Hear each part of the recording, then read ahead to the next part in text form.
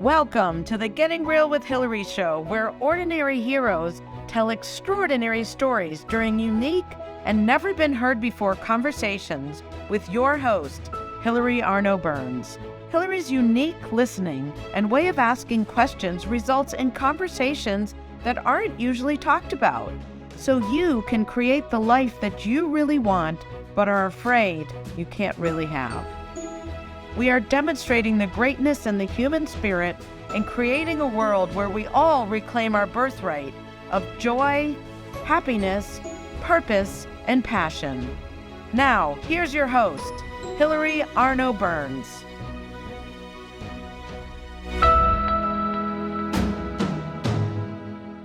Welcome to the Getting Real with Hilary show, and today we have Maria Zaharieva, and I'm not sure if I'm saying that, so she's going to correct me as soon as she comes on.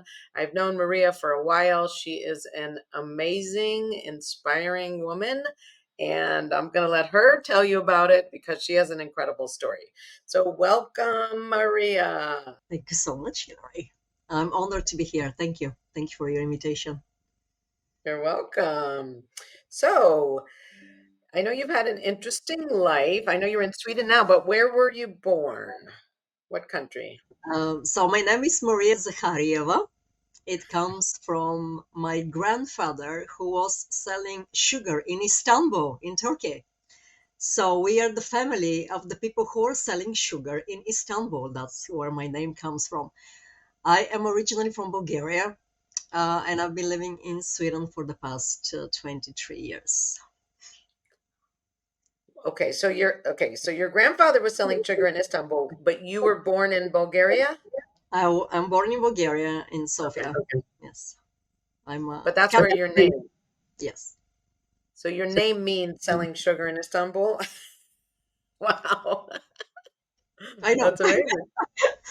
And I come from Balkan, so like in Balkan, like that kind of peninsula in Europe, everybody has been part of everybody else's country at some point. So we have very kind of, the culture is almost the same. So for me, Istanbul is like home. Okay. All right, good. So, all right, were you an only child? Were your parents together? Tell us a little bit about your childhood. I am not an only child, which was very special for a socialistic country like Bulgaria at that time. I have two brothers. That was very unusual. My father and my mother are still alive, thank God. But they're separated, and I love them both. Yes, And what? They're separated and what? they're separated, and I love them both.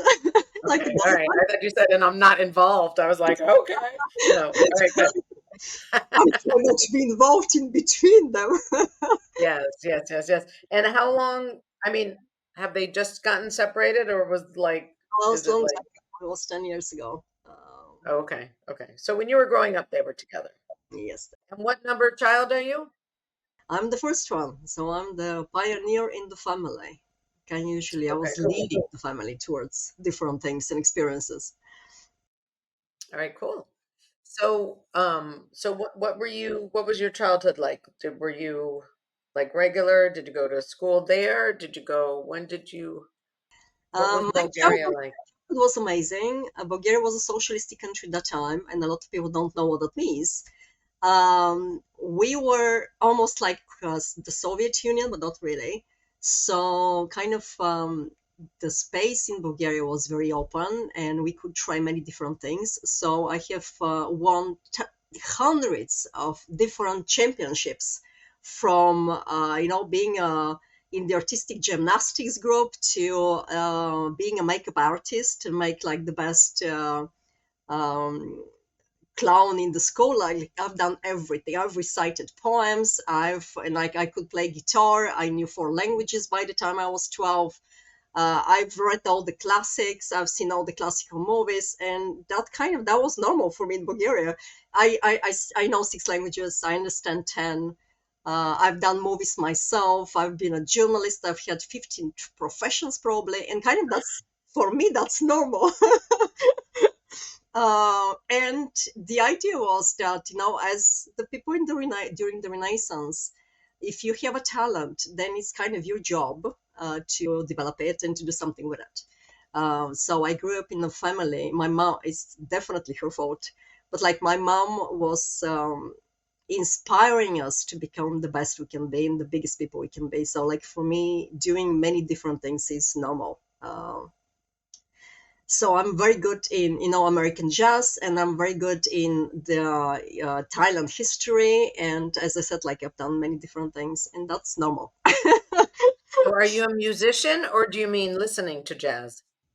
Listening to jazz. I Okay. played classical guitar when I was growing up, and I miss it a bit because I don't do that anymore. Uh, Oh, I've danced, I've won many dance competitions. It's like that was normal for me. That's normal. what kind of dance? What kind of dance?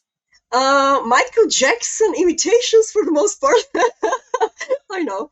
And I loved it. Billie Jean is one of my favorite songs. So. Can we see? Can we see? Billie Oh my Jean. God, that was a long time ago. Oh, Wow. Oh, all right. I want to see that when we're done. Come on. Let's put a recording on the show so everyone can see it. Do you have any recordings? oh my God, no! But maybe next time. Yeah, Yeah, maybe no. next time. All right, cool.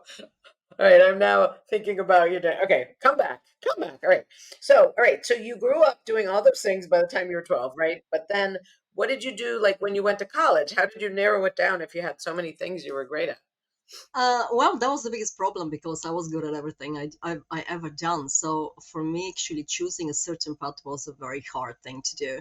And I was confused for like bigger part of my teenage years. And kind of that was the hardest age I've ever experienced. Mm, And at some point around 12, 13, I got really depressed. And, I was trying to be part of all the groups as a teenager. That's what you try to do, like, kind mhm. of pass, like, being part of something.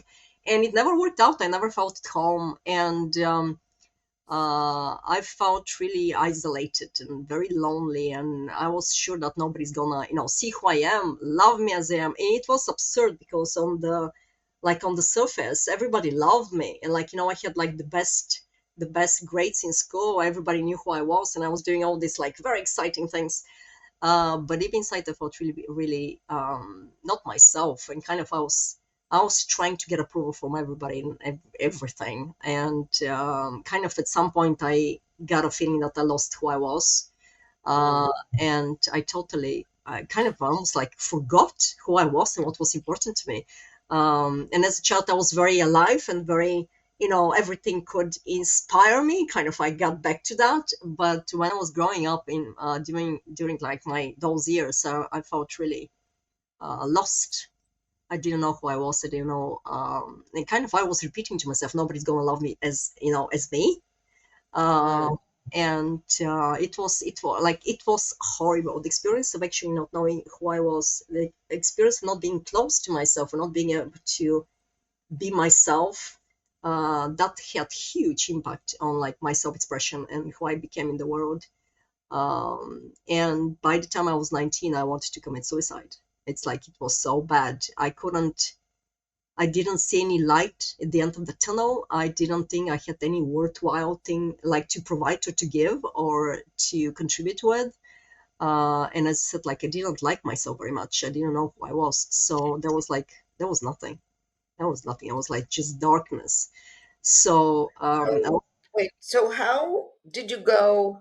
And I don't know if you have an answer, but to me, like the beginning, you're like, I know six languages, guitar, gymnastics, classics, the best makeup, won all these championships, journal, everything. And then all of a sudden it became dark and you didn't know who you are. Like, how was it because you were doing those things to get approval and it wasn't really you?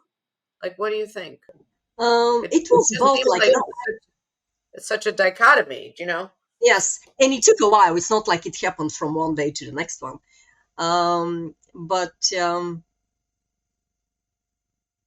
like I really wanted people to approve of me. Like, I was the girl. I was the first girl in the family.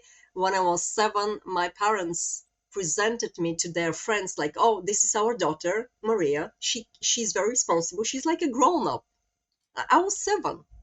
So Oh, I decided that to be loved, seen, accepted, and acknowledged, I need to be like a grown up. Like, it's like you need to be in a certain way, and you can't be a child.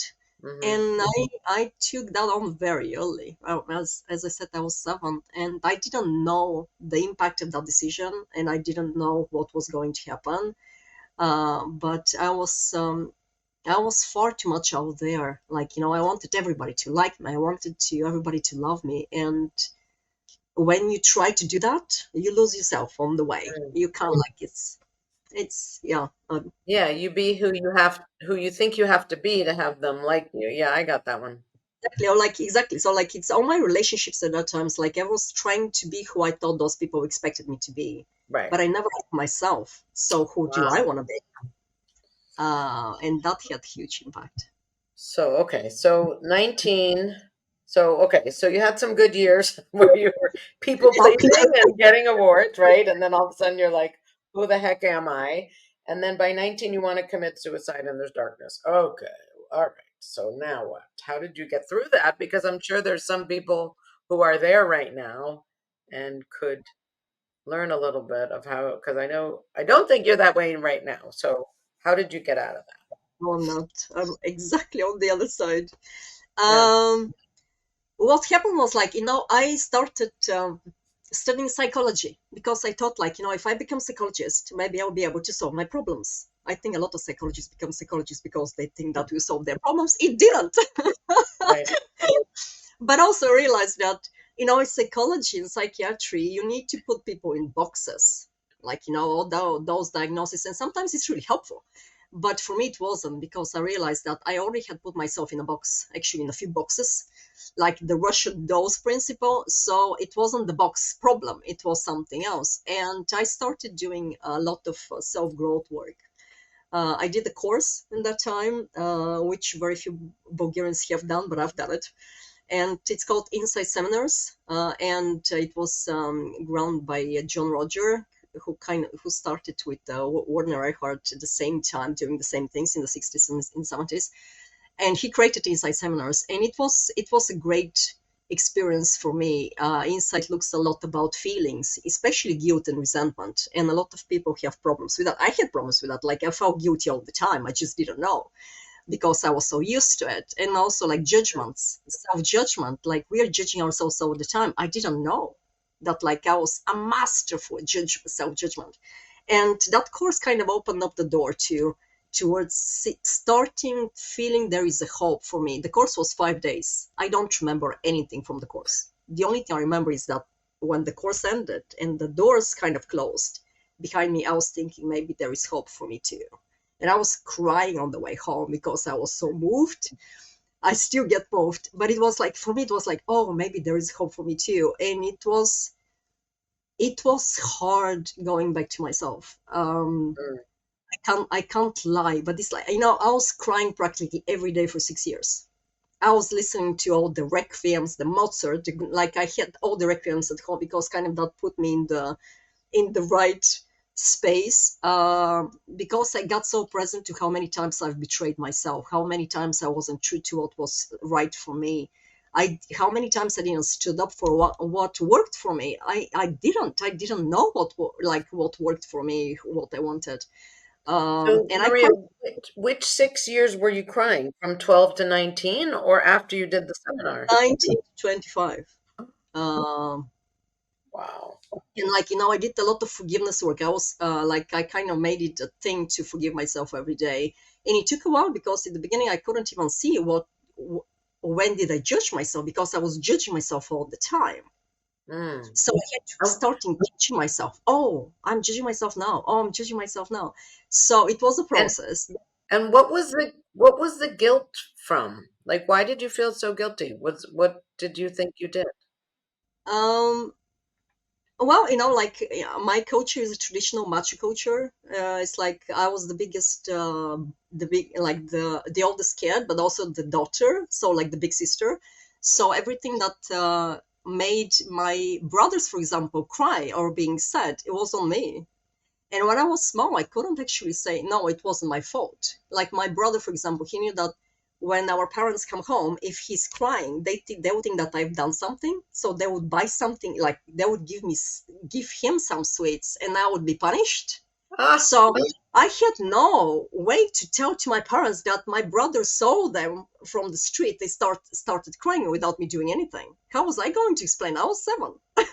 So like I grew up with everything was my fault. Like, mm. if there was anybody who was upset around me, it was my fault. And it took a while for me to understand, like, oh, it wasn't. They were upset because they were upset, or like they were doing whatever they were doing.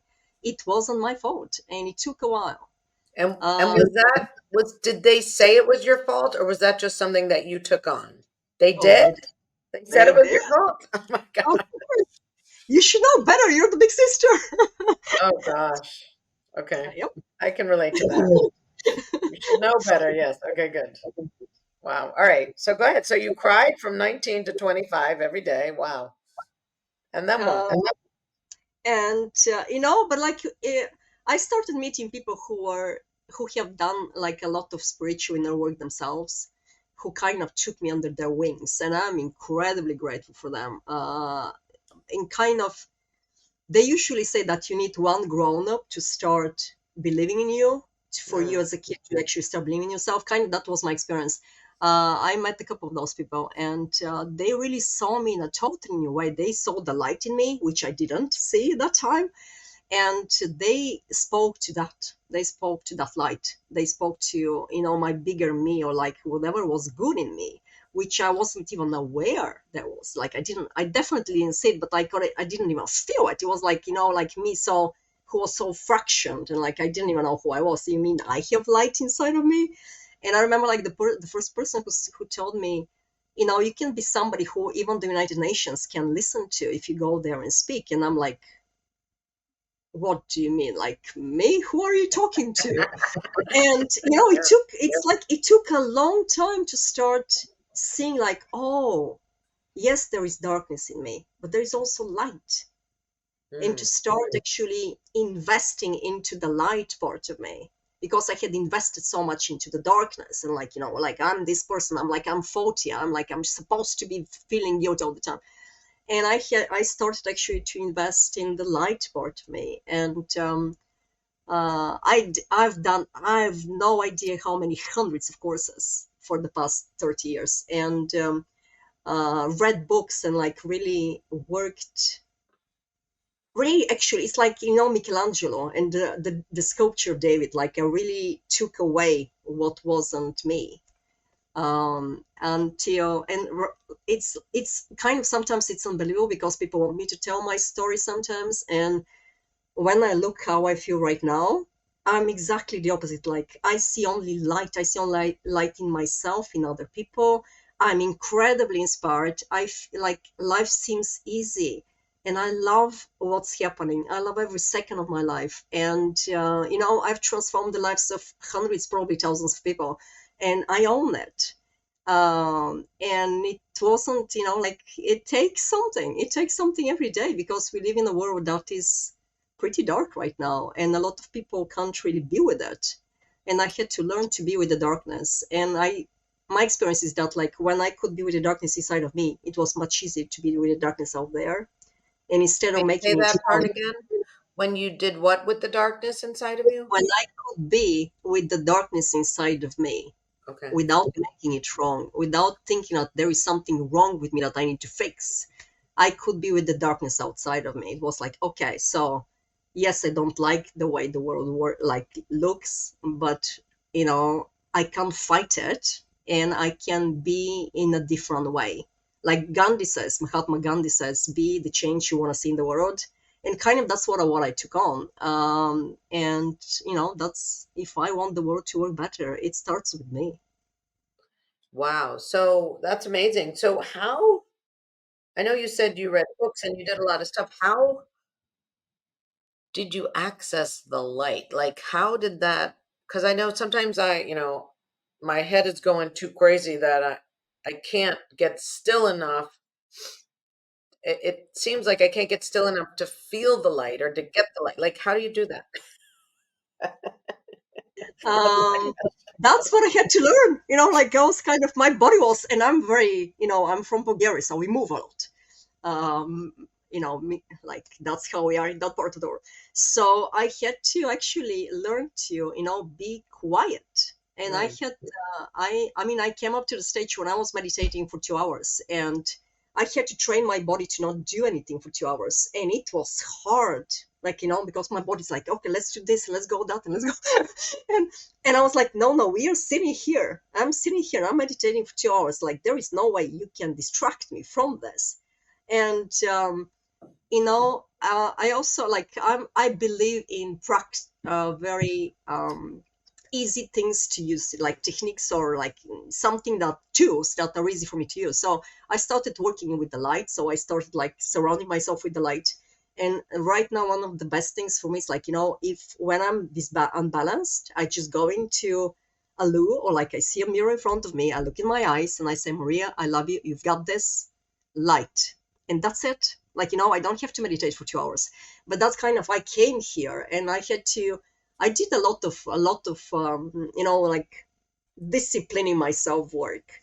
I have brown belt in karate, and that was kind of, the martial arts really supported me into working with my energy and directing it in the right way, which I'm very grateful for too. Um, so it was about like dancing also helped me to kind of get into my body and be present. Okay, be present. What's happening with me, not being out there, and that also helped. Um, And what but kind of basically, dance? Was it still Billie Jean?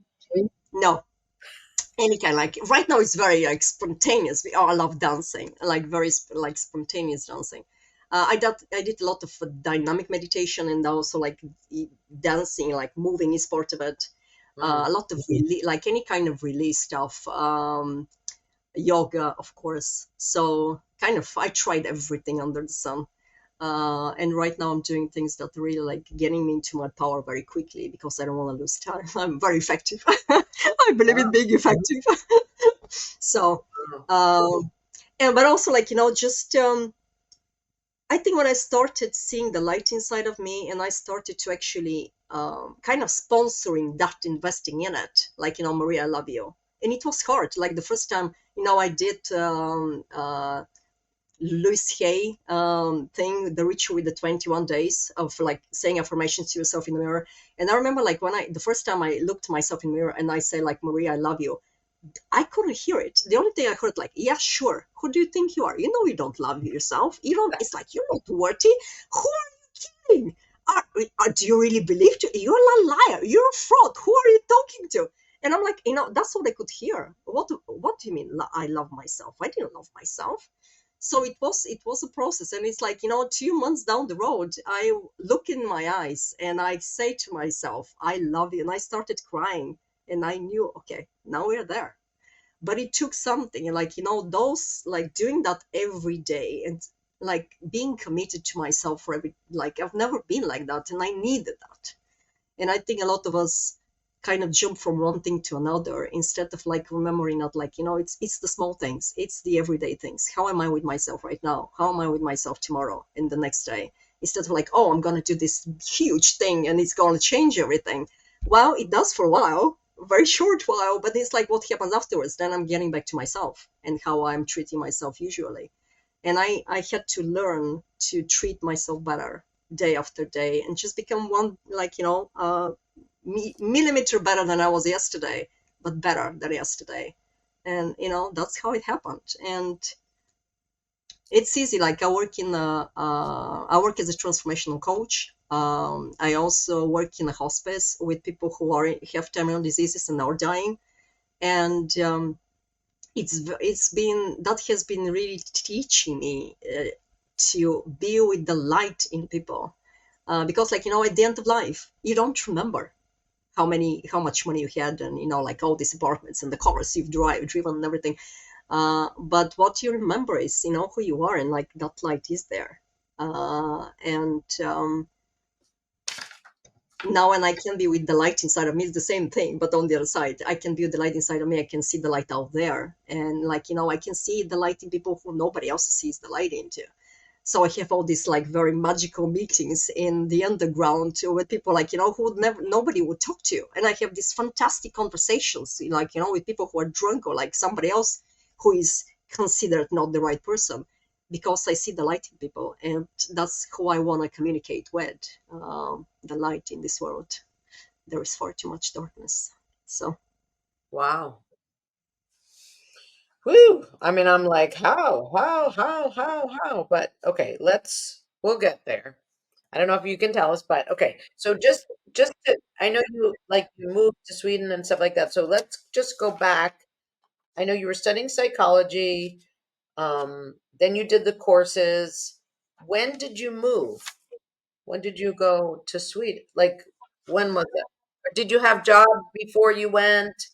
And what my was life in Bulgaria was great. And then I'm meeting this Swedish guy. And I was his tour guide in Bulgaria. So we were going to this very, like, Bulgaria is an amazingly beautiful country. So like, I loved showing people around. So I'm that? showing around this guy who was from Sweden. And on the last day of his visit, he looks at me, he gets very quiet. And he was like, this huge Viking.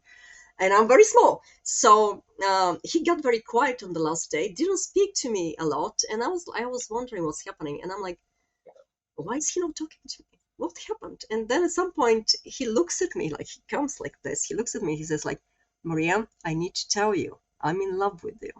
And like, it was so funny because I had just decided before he came that no more men for me. I'm done with relationships for a while. And like, I was so surprised. I didn't know what to say for a while. It took some months.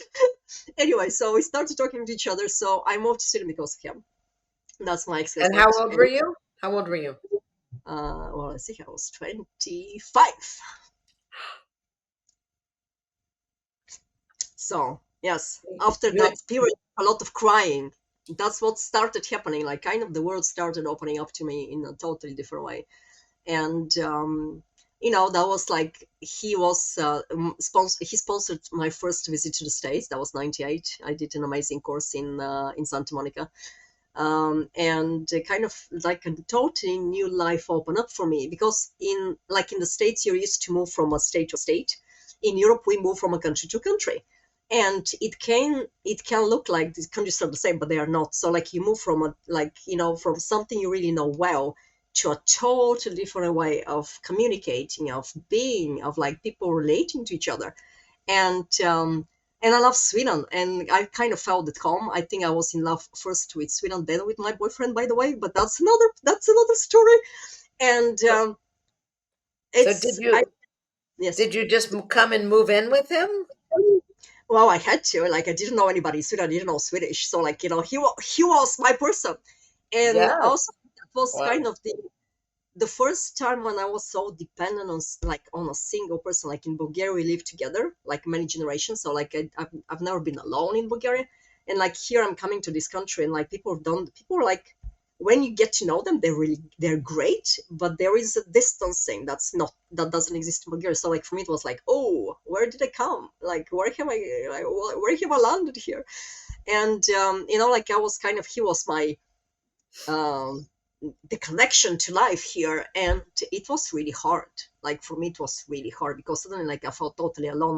My family's still in Bulgaria, so like, I'm on my own here, and I had to start from the beginning and build a new life. Because everything that I had done in Bulgaria kind of didn't count, and it didn't. Like, it's a totally different culture. Like, people expectations are totally different. So I started again from the beginning, and you know, again, doing courses, learning the language. I learned Swedish for, I think it took me 6 months. Kind of, I was so used to studying languages, so like, for me, it's like learning language was like nothing. Okay, let's just learn Swedish. And the good thing with the Swedish is, like, when you know Swedish, then you know Norwegian, then you understand, Danish, and like, kind of, you get a lot of things in the package. And I love Sweden. It's an amazing country to visit. So yeah, I'm of course tour guide in Sweden. I know a lot about Swedish history, and I love it. It's kind of, that's one of my favorite things to do. Um, So okay, so you moved there with him. How long were you with him? Did you stay with him for a long time? 12 years. Wow. Okay. Did you He ever is a get very married or anything? Did you get No, married? No. don't get married in Sweden. It's I think we have like the country in the world with the most single households. Like in the big cities, they're like 50%, and that's normal here. So usually like fewer and fewer people get married, and people still like people love relationships. They just then it's like it looks different. Okay. Yes. So what did you start doing? You had studied psychology, and then what did you end up doing like for work, or did you not have to work? Not in the beginning. I didn't know the language, and it's hard Yeah. to actually find work here without knowing the language. But in time, actually, I started doing different kind of courses, landmark education courses. So like I did forum, then I did buzz course, and like 2 years down the road, somebody asked me to become to work on staff, and that's what I took on, and it's one of the best things I've done with my life. So suddenly, like I became this, like I became this hub of transformation in Stockholm, and it was an exciting place to be. And also, I had to confront things that I hadn't seen up until now. Like for example, when people didn't do what I wanted them to do, I became a bitch. I didn't know that about myself. And and now I have fun with it, and now actually sometimes I'm using it. It's not like I don't become a bitch again, but like I can use this because people don't know if I do it for real, and sometimes it works, but like up until that, I didn't even know that I was really nasty. And that was a very good thing to see, because it was a great space to look at yourself and all the darkness that I hadn't seen by then. But it was an amazing experience, and I worked with the most fabulous people on the planet. It's like it was such a privilege to actually stand for transformation, and it wasn't easy, especially at the end, because there was this huge cult conversation in Europe. A lot of the offices, landmark offices, had to close down. Sweden's office was one of them, and very I had to go through days when every second call I had, somebody called the office, and every second call I had was like, "Oh, you work for that sect? What are you doing? Brainwashing people? Aren't you ashamed?" And first time you get that call, you're like, "What?" Because I've done those courses, I still do them. It's an education. It has nothing to do with codes, and those people couldn't get it. So the first time, you get shocked, like, what? Am I brainwashing people? And then I just, I had to remember, wait a second. So I started asking them, have you done our courses? And of course, the answer was no. And I'm like, there is nothing for us to discuss. Have a great life. And the whole society was against us, because we were on the first pages of the biggest newspapers in Sweden, and all this cult, and those people are doing horrible things. And standing for something that's good against everybody else took something, but also taught me human beings have amazing strength in us. And that was one of the moments I realized I can stand for something though nobody else actually believes in it, or people have totally different experience of it. Wow. And that was a great thing to experience. Wow. All right, we're gonna quickly take our commercial break, and then we're gonna come right back and see what you're up to now. All right, so here's a word from our sponsor.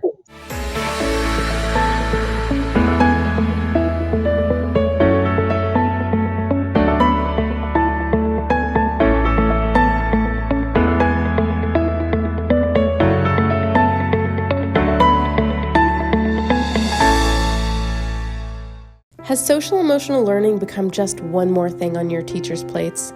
Do teachers and students both find it boring and ineffective? Then bring Kikori to your school. Kikori transforms classrooms through experiential SEL activities that help students play, reflect, connect, and grow. Even better, students say it's more fun than recess.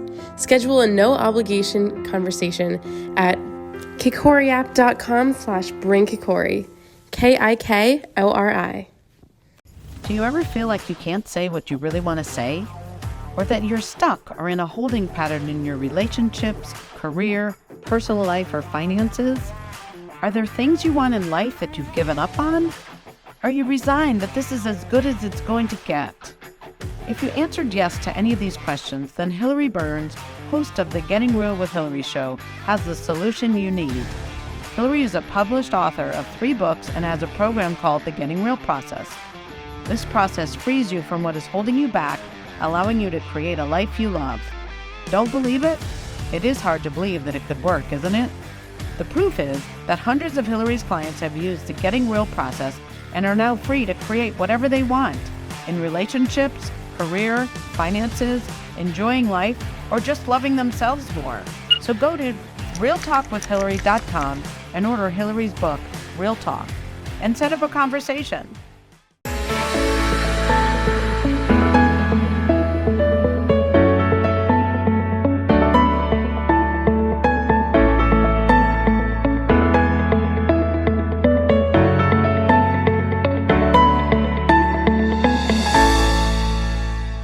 Welcome back to the Getting Real with Hilary show. And again, thank you as always to our sponsor, KakoriApp.com. If you want to bring experiential, social, emotional learning to your schools or business, please go to KakoriApp.com and schedule a consultation.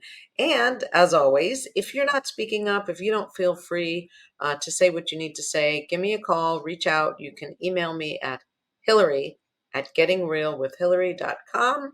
Hilary's with 1L. And please, let's talk and let's get you free and creating a life you love. All right. I'm just going to bring back Maria and I'm going to let her say her last name so I don't butcher it again. Welcome back. So how many years were you on staff before they closed the office? I was 2 years and stuff, a bit more. It's the last 2 years. So kind of literally, I was the one who closed down the center. I had the keys in my hand. Wow. So how long ago was that? Was that a long time ago? And that was 20 years ago, exactly 20 years ago. So you were still with the guy, right? And then what did you start doing then? I was starting teaching myself, or actually I went to college to teach myself how to do movies. Movies are one of my passions. I've always wanted to make movies, so that was the next step. So of course something totally different, and of course it was also about taking risks and everything. So I started training myself in doing movies. The movie that I finished the college with was nominated at the Stockholm Film Festival, which was a huge thing at the time.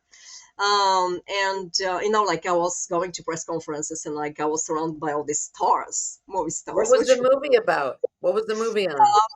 The movie was about a guy who, talking about Sweden and people being isolated, which was kind of the normal idea about Swedish people, which they are not at all isolated in that way. But anyway, so it was about the guy who decided to it was, I don't know, the brother Mark's direction, but he was hurting himself, not too much, but a bit, so he could get into a hospital so people could take care of him. He was longing for the human connection, and that was his way. That's what he would do. He thought okay, if I hurt myself not too much but enough, I'm gonna get into a hospital and people are gonna take care of me, and then I'll be part of something. It was the guy who actually shot the movie was an amazing cameraman, so it's the movie was amazing. And did you write it? Was it true? I wrote it, I produced it, and I directed it. And I say it was funny because up until that time I was oh, I'm a boring person, and then as a producer you have to entertain people while everything else gets right. And all the lights are in place and everything. So I'm starting noticing that people are laughing. I'm saying something, people are laughing. And at some point, oh, maybe I'm not as boring as I thought. It's all these small discoveries, but we take for granted how many things we believe about ourselves that are not true. And we never actually consider them, afterwards, wait a second, am I really that person I believe I am? And that's I've become masterful at that, distinguishing the person I thought I was that I'm not. And that's what I'm helping also my clients with, because I can see their true selves that they can't see yet. So yeah. So okay, so you made the movie, it got awards, of course, because that's what you do. And then what? That's well, I got into all of this, making movie videos with educational trainings, and I did a lot of stuff. And something started happening that kind of shifted my idea about making movies the way I wanted to do it. Like I started meeting people who I didn't want to be around. A lot of people who weren't, as big stars as they thought, but like they pretended to be big stars. And I believe in authenticity, and that was far too much like falseness that I couldn't stand. And I just at some point realized that, okay, either I'm gonna kind of sell my soul and keep stay here, or I'm gonna do something else. And I decided to do something else. So as a psychologist, I've always actually wanted to contribute to people, but like healing all of them, not only like their thoughts or like certain parts of them. So I started working with people who had terminal diseases, and kind of that's one of the things I'm still doing it. I see it much more like as a vocation than a profession.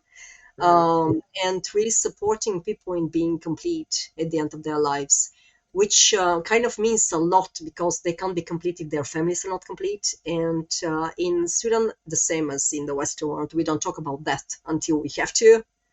And kind of a lot of people are still unprepared, though their parents are getting old, they're still unprepared when something bad happens. And kind of being like learning to be around them and be with them and empowering them where they are, and supporting like the whole family being complete, that has become one of my passions. And that's still something I do gladly, because I know that people who are complete pass over to the other side much easily. And I've seen also like a lot of people who weren't, and how hard it was for them to let go of life. And like I've seen horrible things, and we deserve better as human beings. So that's one of my visions. I really want to empower people around that and dying. Wow. And who do you work for? Like, who do you It's work for? Do they pay it's you? Yes, they do. It's in between like nursery home and a hospice. I'm not sure how to define it, but like it's in between. And also like the same as everywhere, but like people got sent to a place. It's like a hospital. Like people get sent to a place like that by the state in Sweden. And right now the state waits as long as possible to send those people, because as you can imagine, it costs a lot of money. So the people who we get at my workplace are like in like worse and worse shape. So we're becoming more and more a hospital, like a hospice. So yes. Wow. It's been And such what a is privilege. it called? What is your position called? Well, it's like I'm kind of a sub nurse. Like I'm not a nurse. I don't give medicine. I don't believe in medicine in general. But like and they use my my psychology. I can use it as knowledge. And also like I've been a part of spiritual movement in America, and there I'm a minister. So like I've been using that part to actually supporting people spiritually. Because by the end of life, people are like totally different things are like important to them. So spirituality becomes a huge part in who people are and what's important to them. Okay. So, all right. So you're working with those people, and then so tell me about you're a minister? Wait, so what did you just throw in there? I'm a minister and the movement of spiritual inner awareness, which has its let's see here, where is it? It's Oh, that's the centric. name of it? Yes, Movement of in Spiritual Awareness. MSA. Okay. Yes, in MSA, which has like the starting point is LA, which I've been to a couple of times. So yes, as a minister, so like I can be there with people when they get born, when they wed, or like actually, and when they pass over to the other side. And kind of I've been using that also as an experience and as knowledge and as expertise. As I said, like my intention is really to support people to get empowered in any possible way, and I use everything I've got. So So say that again, to be empowered to slip away. So when yeah, they so like die. ready, when they're ready, they can do that. And when you're complete, you can do that much more easily. And Wow. like it's interesting because sometimes people need permission. So very often, like when some of my patients is really like in a bad state and like their time is coming, so all their relatives are there and like everybody knows like it's coming. They kind of need like usually I come into the room, I get like I touch them slightly, and it's almost like I give them permission to go, and they go, and it's been really interesting. Like it's to I do see the souls as part, like part of that world, and it's like I know it can sound really weird, but I see that part in us, like the eternal part in us, and kind of I've always had a way to communicate with them, um, and that's one of the things I'm doing at the end. So So the soul, so you see it before they pass or after? Before. before and after, and I've had like amazing, very strange old experiences, like because my colleagues kind of know that I'm odd. So when something happens and the body of somebody who has deceased is still in our hospital, like in Sweden, they're like lows and they can't stay for too long and everything.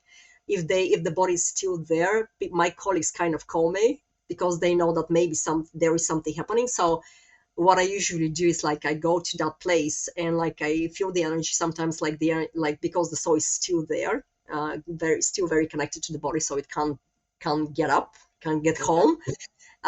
So I clear the karma, like I clear the aura, I connect the soul with whoever is gonna meet it over there on the other Wow. side, and I let it go, and then it's quiet. There is peace, and like you wouldn't even know that, like a second before that, like the energy was going in this. So it's one of my ways to contribute to the world. Wow. So not everybody where you work has that, No, right? They're no, just doing the normal thing. And then yes, you have this other gift. yes. No, that's amazing, right? That you have that. That's really cool. That's really quite a gift. But I wonder, I feel bad for the people who don't get it, who have to I know, but transition it's like, without you. I do believe that we are all connected. And, Mhm. if I can do it with somebody, I can imagine that I do it with many other people who, as you say, can't be there. But it's like, Yeah. because as you can imagine, like right now, there are tons of people who are passing to the other side. Like we're Mhm. so many on this planet, and tons of like babies and like spirits who are coming back here. So, like I kind of imagine that I do that for everybody. Like I send Mhm. home all of those souls who are going in that moment, not only the person who is in front of me. Okay. Um, and even when I'm coaching, like I'm not coaching only the person in front of me. I'm coaching like his whole family or her whole family. They don't know about it, but like that's Mm. how I'm thinking, because I know that if I transform something, everybody around me will benefit, and then everybody around them is going to benefit. So like I see all the ripples. I don't see like, oh, I'm working with this one person. I see like, oh, I'm transforming the whole network of their conversations. Like I'm transforming everybody else, and people won't Wow. know, but that's not what I'm after. So I'm after Wow. I'm That's after healing the amazing. world. Yeah, I love that. Okay. So we have a few minutes to talk about your transformational coaching, and Yes. then we'll close up the interview. But this has been fantastic. So you do the work with the, people, the hospice kind of thing. I know you do tour guides too. You still give tour guides. And now you also have other kind of clients. So if someone like who would work with you? How do we get them connected to you? So yes, so I work with people who are in some kind of let's see here, how can I explain it best possible, like in between, like in between changes, or like something shocking, big, whatever has happened. Like a lot of my clients have just received a cancer diagnosis, and they call me because they know that you know I don't see cancer the way most people do. I don't see it like as a doom, or like, oh, now I'm gonna die. I see it like, oh, you've got this experience, let's work through it. So all of my clients who have actually cancer, they've healed themselves, and part of it is because I listen to them like they're already healed, and it gets to them. So Wow. um, I work with a lot of people who want to complete their past. What does it mean? Heal whatever is there in the past that is preventing them from being there, from fully being themselves, like creating the lives they want and like being fully empowered. I'm really good at seeing things that are not complete, things that needs to be said, things that needs to be let go of. Completion is one of my passion, and because I've completed so much around my own life, and I've become really good at it. So I want to share that with and guide people to become very good at it too. One of the reasons I believe there are so many conflicts in the world is because there is so much trauma that's not complete. And one of the things I'm doing on the spiritual, like one of my contributions, the way I see that, like I experience the pain in the world right now, and I can't do that for a long time because the pain, as you can imagine, it's like so much pain out there and so much suffering. But I do know that if we don't experience the pain from the past, it's there. It stays in our bodies, it stays in our minds, stays in the world around us, and we can't move like forward. We can't go anywhere because it's there and it stops anything. And I really want to empower people and actually completing those things so they can actually move forward and create amazing life. Wow. So how would people, do you do it virtually so people can do it anywhere in the world with you? Absolutely. I do virtually. Like people, very a lot of my clients actually talk to me on the phone. Okay.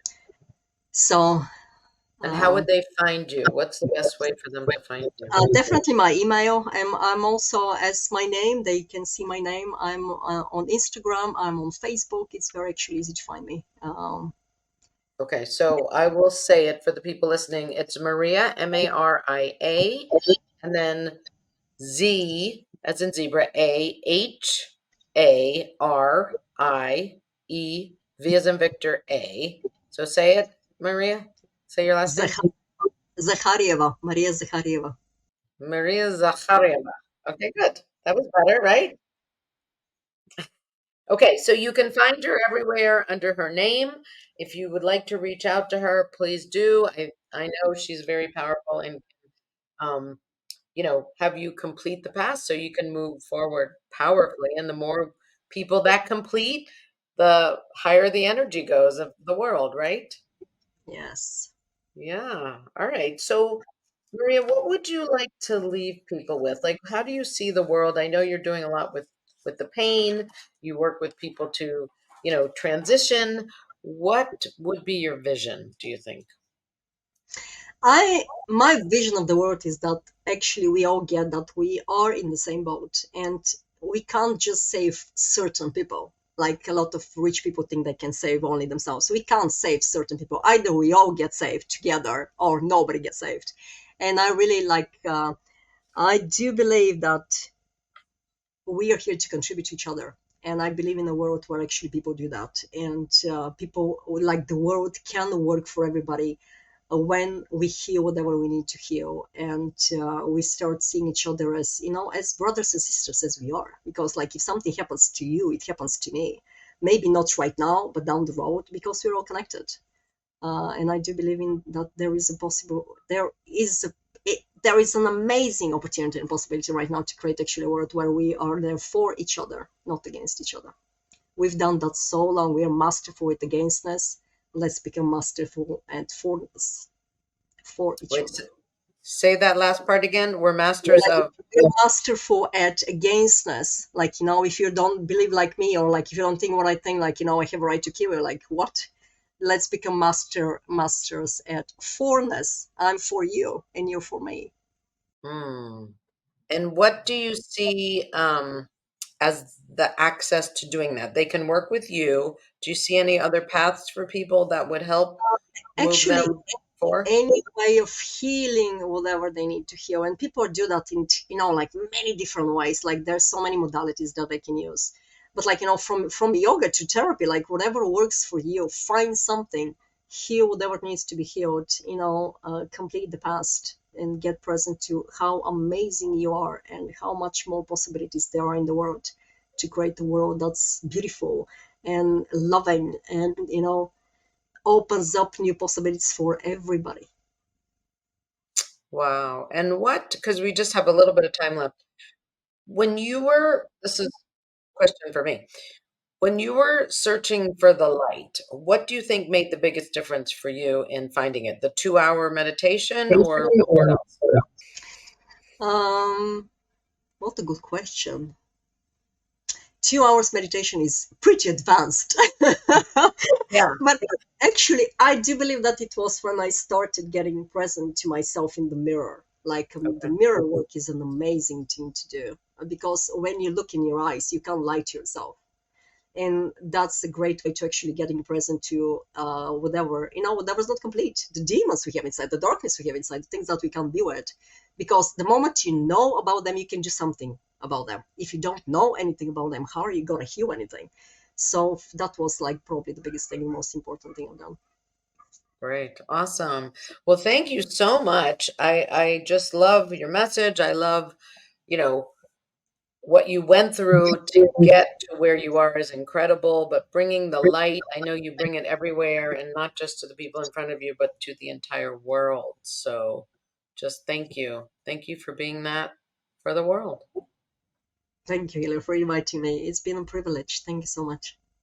You're And welcome. thank you to all of you who have been listening. You could have done many other things with your life right now, so thank you for being here. Yes, thank you all. All right.